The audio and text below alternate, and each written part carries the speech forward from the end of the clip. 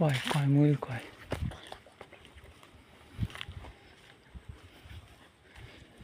কয়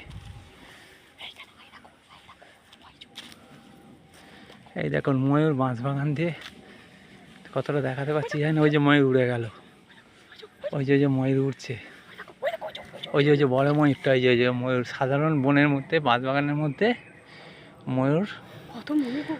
আজকে আমরা ময়ূর দেখার জন্য এই জঙ্গলে এসেছি। আগের দিনে তো ফিরে গেছি। একটু কাছে চলো না, তোমার এত ভয় গেছে, তুমি আমাকে তো, আমি কি তুলে নিয়ে আসছি। কাছে গেলে ওরা চলে যাবে, কাছে গেলে চলে যাবে।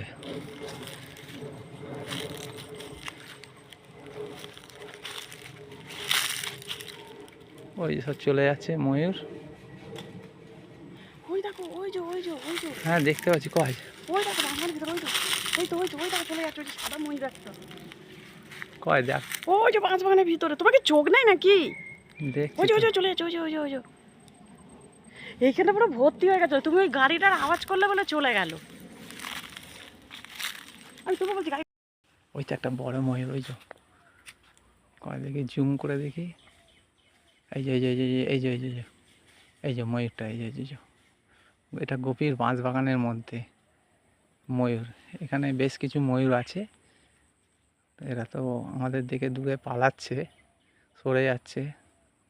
জীবজন্তু তো ভয়ে। এই দেখুন ময়ূর। সাধারণত আমাদের লোকালয়ের মধ্যে এরম ধরনের ময়ূর দেখা যায় না।